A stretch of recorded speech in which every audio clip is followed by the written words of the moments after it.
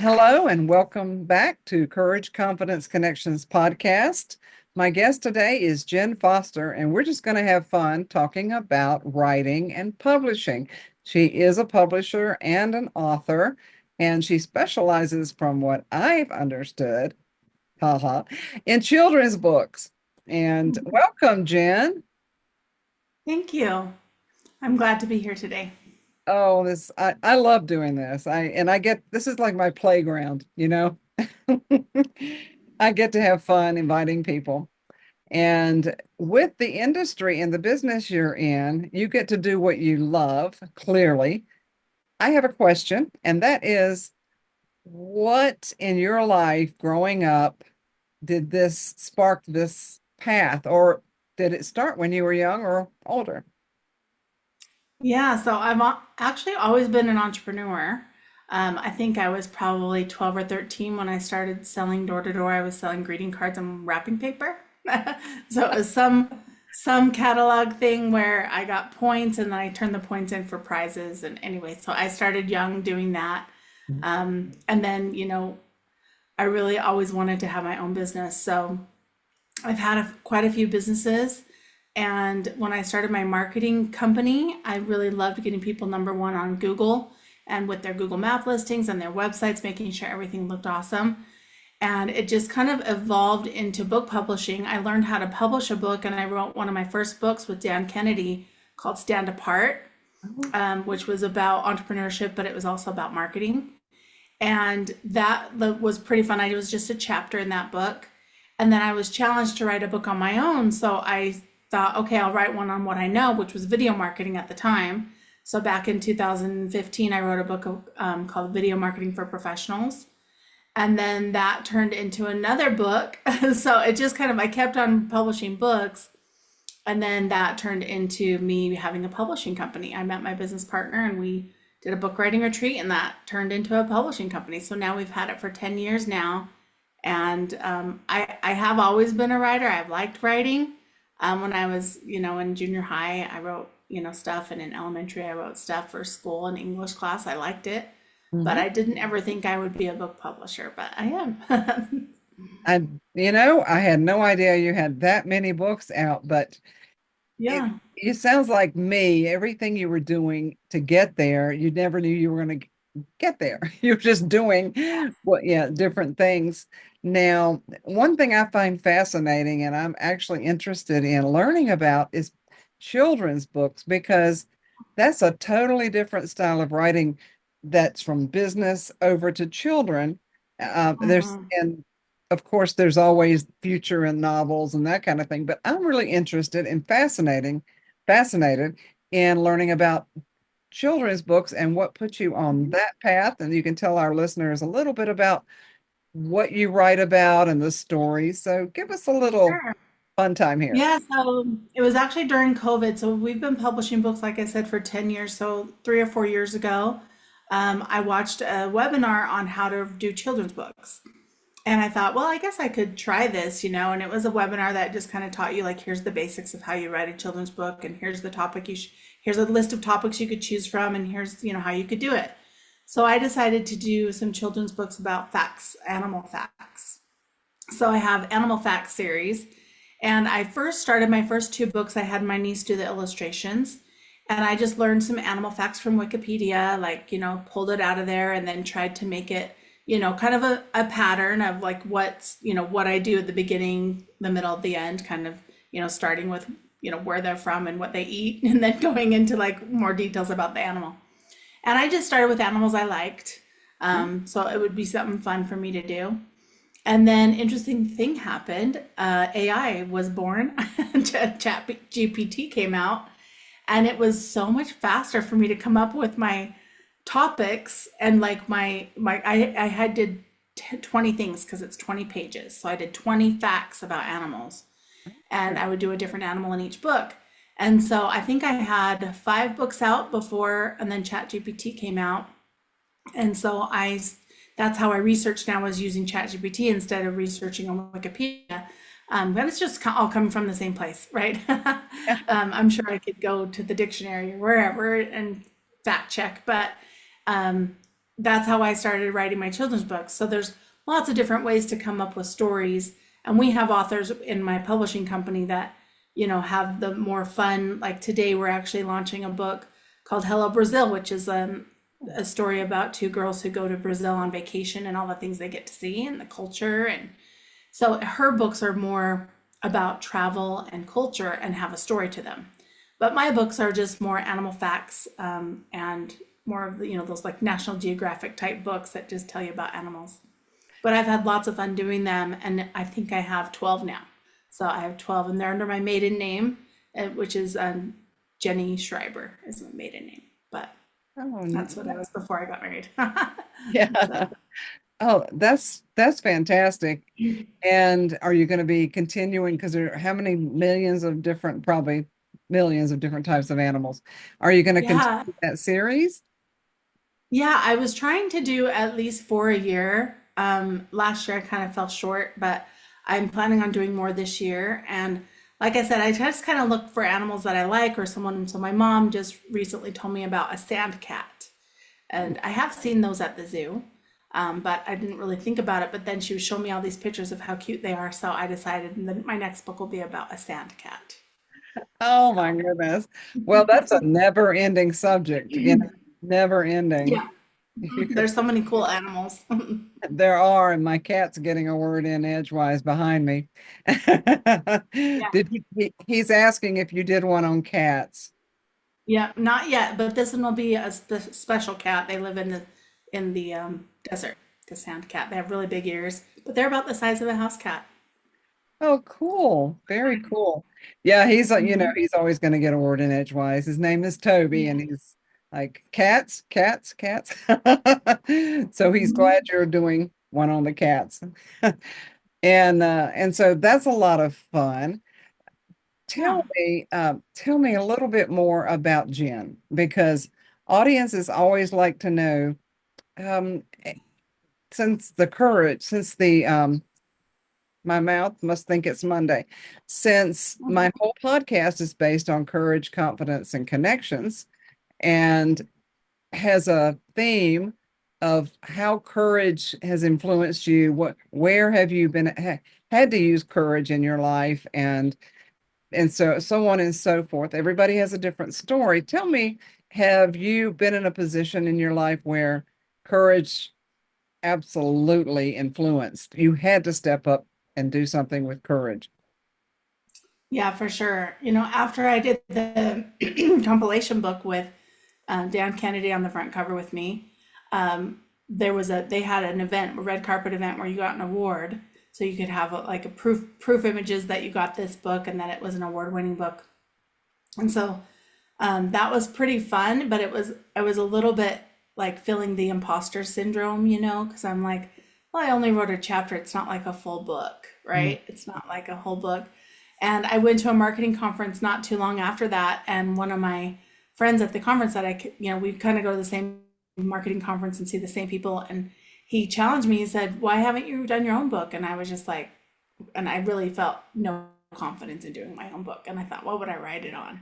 So similar to what I was saying before, he challenged me to write a book. And, we had the formula.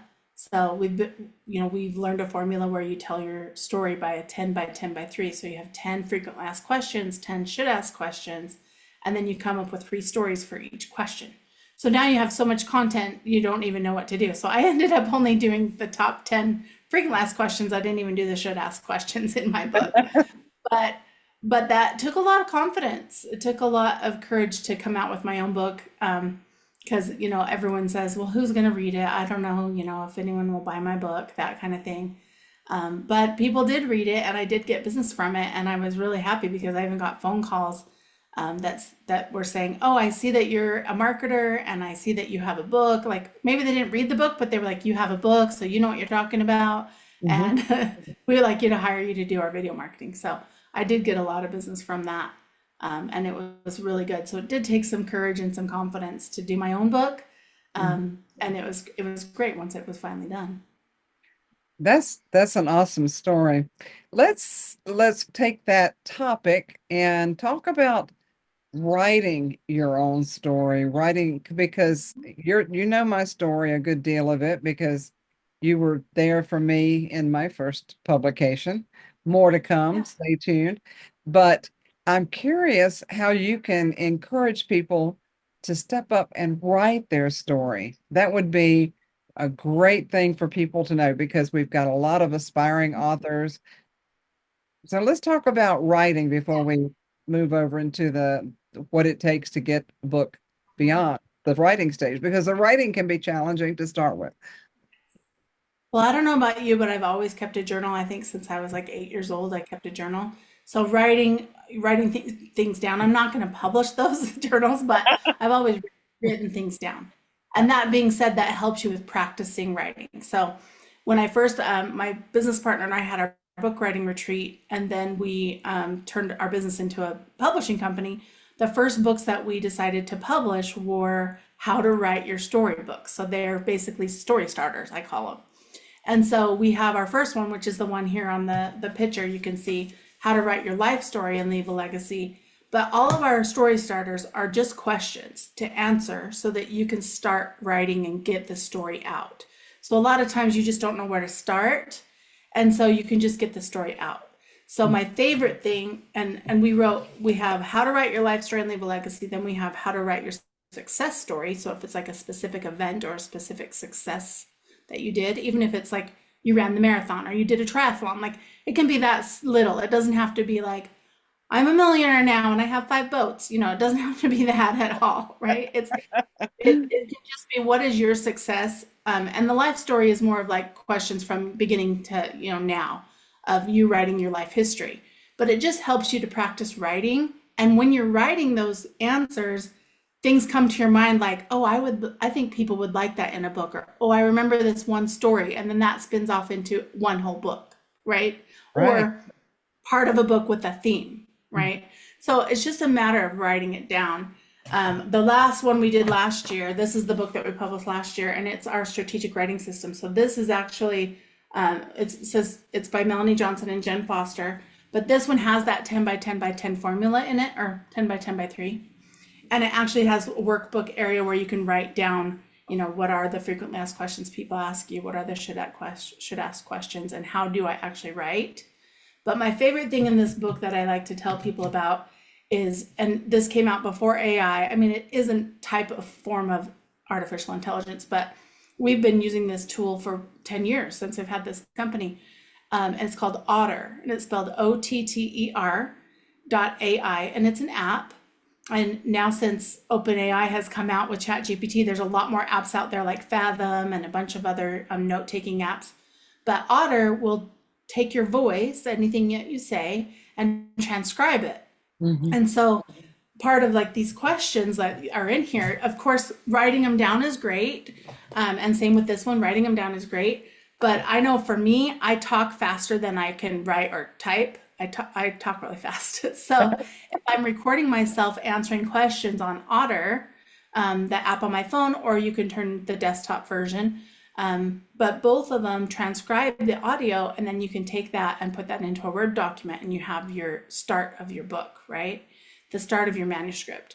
And then from there, it's about editing and organizing and maybe hiring an editor to help you to get that done if you're not skilled in, grammar and that kind of stuff. But that's how you start, is really just writing down answers to questions or talking it if you don't want to write. I get it. I've got about 35 or 36, maybe more journals. I have been journaling Mm-hmm. that long as well. I didn't start until I was in my 30s. I think I was in my Mm-hmm. 30s. I'm a few years older now, but I have been a prolific writer. And what a good friend of mine in North Carolina who's published 3 or 4 books to date, he said, don't ever get rid of those. You will be surprised how much you remember, or what will prompt you to remember. And another friend in a writing group who also is involved in, oh, she's a writer as well. And so she said, write down, I'll start writing a list of at least 45 or 50 memories you have. And I can Mhm. guarantee that's probably one of your tips. Now, I'm going to have all these links and the information when we get this publicized. It'll be on my website, like I mentioned, and it'll be on YouTube as well as social media. And we will provide our audience with all these links. But now I'm going to have to get your book, at least the first one or two, maybe the third one about that you just showed us. So I know I'm going to have those links. Yeah, the strategic writing system. Yeah, I Yeah, can give you a link to a free book, and you guys can have that at the end of the podcast. Oh, for up in the show notes. very, very nice. Yes, I find that interesting because some of us, I love to write, and writing can be, some people it can be a science and blah, blah, blah. I'm more of a storyteller, as you know, and I meet people all the time and I go, you really need to write this story. And they'll go, no, I don't know. I'm not a writer. I'm not a writer. Let me ask you this. Do you guys, in addition to your books, do you assist someone that is trying to get their story out? Do you co-author, ghostwrite, that kind of thing? We do, yeah. So we have editors and ghostwriters to help you, but we have a VIP day where people can meet with us and take 6 to 8 hours actually going through some of those questions and Mhm. coming up with like sometimes you have ideas in your head of what you want, but you just don't have it written down. So it's kind of like storyboarding with sticky notes and putting up who you're writing the book for. We call it an avatar, but like the person who's reading your book, what is their name, what do they like, what do they don't like, all of those things, and then getting into the ideas of the book and why you would want to write the book.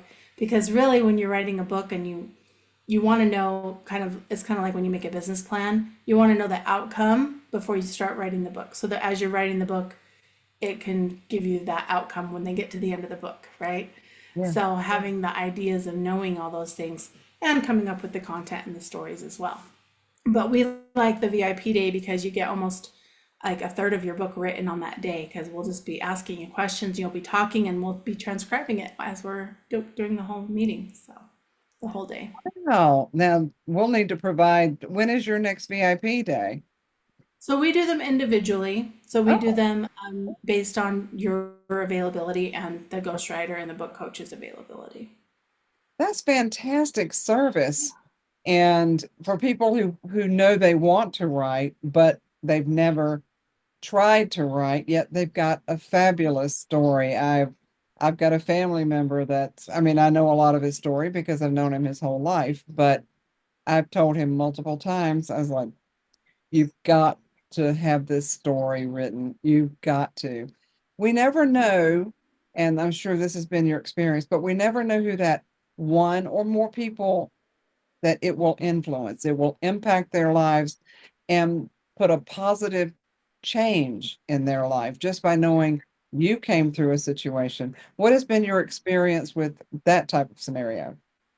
Yeah, actually, this book, we just got a letter in the mail from a prison in Pennsylvania. And he says he doesn't have access to a computer and wants to know how he can get his book published, but he's read our book and he started his memoir. So he wants to get it published. So it's just kind of fun, to knowing who's going to find your book and what's going to happen when they read it. Absolutely. That I just got chills when you said that because that life is going to change and he's going to change other lives. So Hmm. we, and but you know what? I really think we need to tell people don't write with that in mind.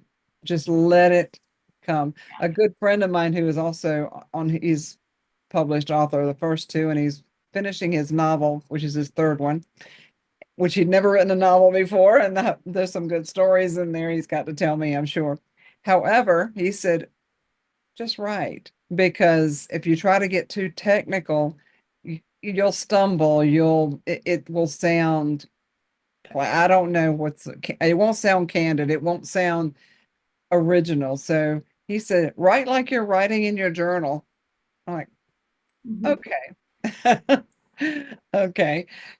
And Yeah. so ghostwriting, that's an interesting subject, I find, because a lot of people do use ghostwriters. What type of individual does it take to be a ghostwriter?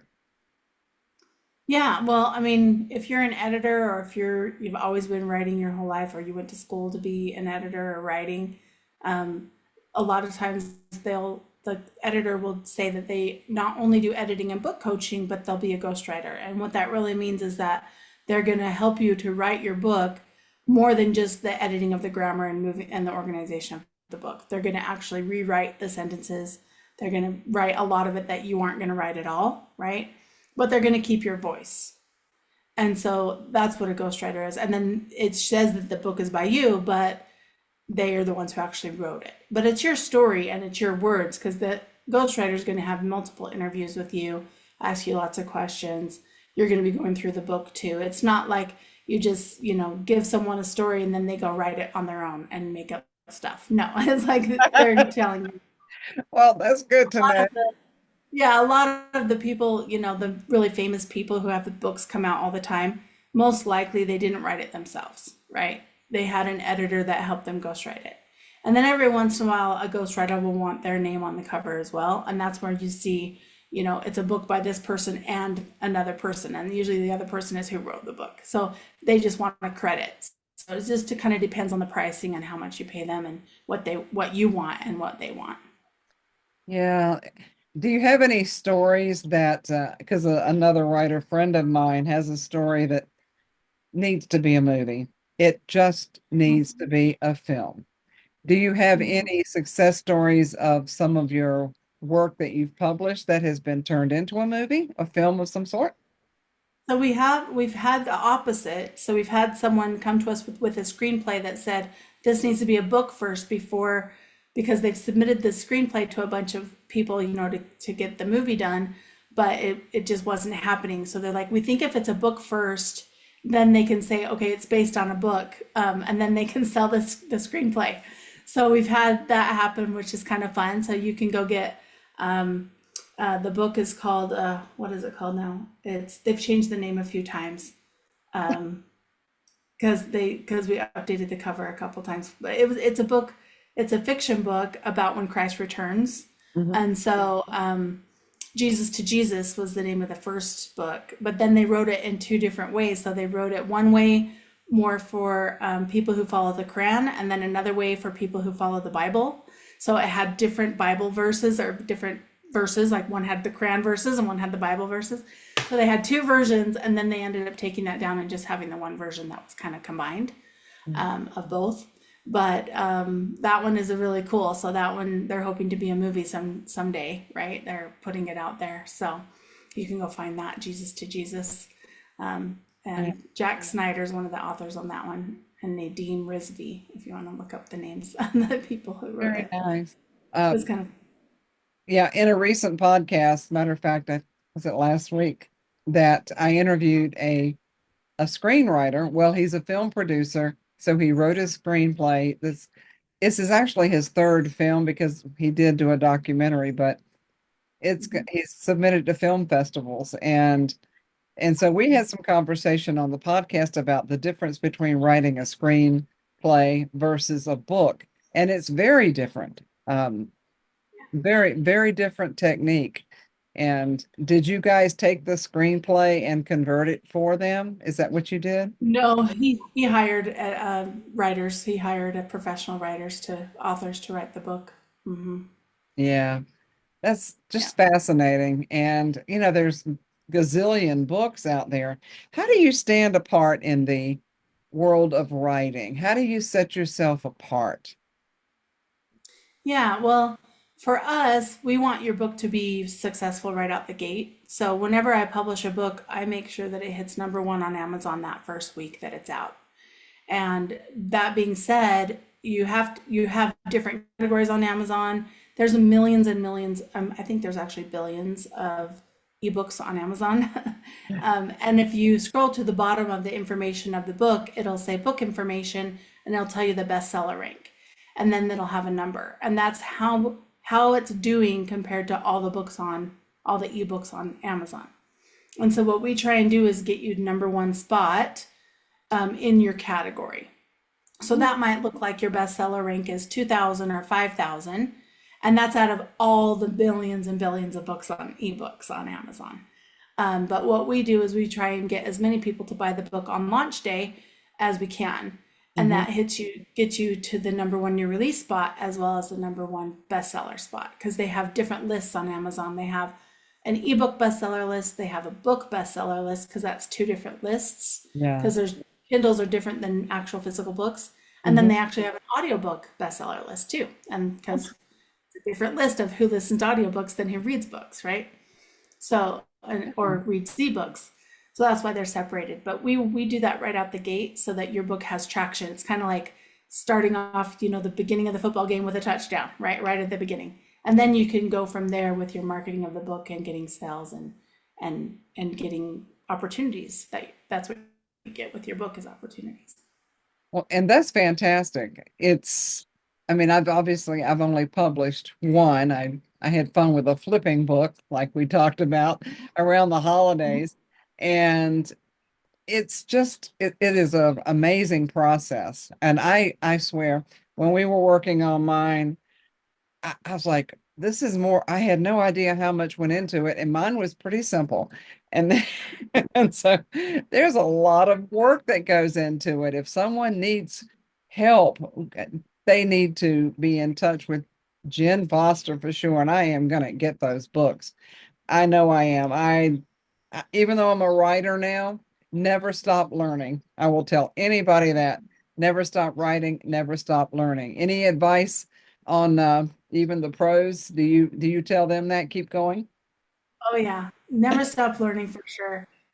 We just actually started taking a course about how to use Chat GPT, like different AI, because you never stop learning and it's always going to be, new things coming. Amazon changes every day. We used to could have 10 categories and now we can have three. They change things all the time. We used to could call Amazon and ask questions and have them help us with the book publishing process. And you can't call anymore. They took that whole department away. So they have chat now, which is probably robots, but that's okay. Everything changes and you just have to figure out how to navigate it and keep learning. Yep. Adaptation, adaptation. And I work with people on that. You've got to be resilient and just keep moving forward and don't be afraid to ask for help. Don't. And that's why some friends and I got into this writing group. There's only four of us, and Mhm. it's amazing. We've got a poet in there. She's been published more than several times. We've got a novel writer. She's on her almost finished with her second book. And then there's me with one book, and the other one, that one is doing the story that needs to be a movie. Matter of fact, it was funny in the writing group, Jen. She, we submit each time we meet, two people submit. And when she submitted the first chapter that she wrote of her story, we were all just, our eyes bugged out. I will say nothing about the theme or the plot, but our eyes were bugging out, and we went, this cannot be real life. This can't. And we told her, and we were laughing and choosing actors that needed to play the different parts.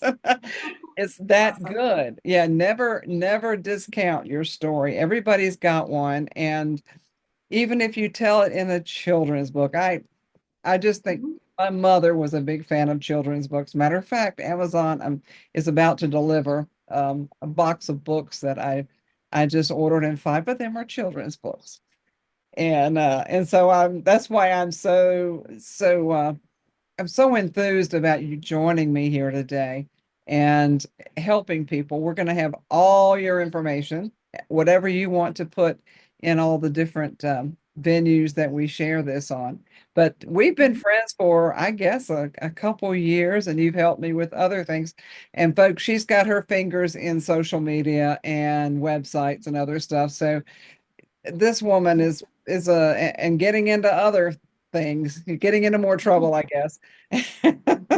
But Like I said before, serial entrepreneur, but I've yeah, had my marketing agency now for since 2007. mhm, So I've been doing web design and marketing. And then in 2015, so 10 years ago, we started the publishing company.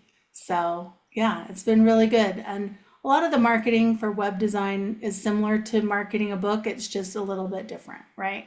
yes, So, helping people get number one on Google is kind of just as much fun as helping people get number one on Amazon. Yeah, we want to see other people succeed. We both do. And and that's what makes it fun. Sometimes it's not like work at all. Yeah, Oh my exactly. goodness. Well,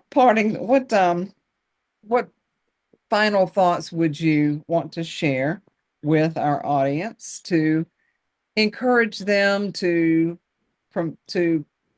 inspire them? So words of wisdom from your experience. Yeah, I would say, definitely write things down. I talked a lot about talking the book, but when Hmm. you write things down, it's a different process. Like she said, you remember things more when you write things down. So I Hmm. do encourage you to write, physically write. And then if you want to type or talk, you can too. But using the tools that are available to you, taking advantage of the tools that we have today, right? I mean, I was at a meeting the other day and a gentleman had an iPad, but it had I don't know for sure if it was an iPad or some other kind of tool, but Hmm. the way he was writing on it with his fancy pencil, he was just taking notes and it looked like a notebook, but it was digital, right? So it was probably an iPad with some special app that he was writing on. But that right there, I'm sure translates into type or text, right? And so just thinking about the tools that are available to you and using them, and getting books where people know they already know how to do it, so you don't have to reinvent the wheel. That's my thing that I love the quote, success leaves clues. Hmm. It's very So true. Very true.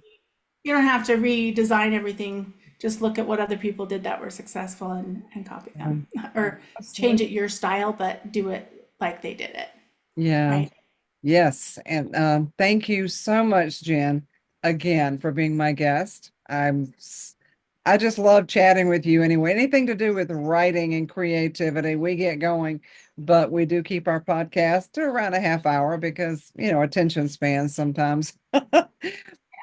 Yeah. And thank you so much. And to our audience, thank Yeah. you for And joining. I will give you this Oh, free yeah. book, the Strategic Writing System. So I'll have that in the show notes, the link I'll give to Janice, as well as you can find my information at authorjennfoster.com. You can find my children's books for Jenny Schreiber there as well. And you can find, publishing. If you want to publish with us, it's eliteonlinepublishing.com.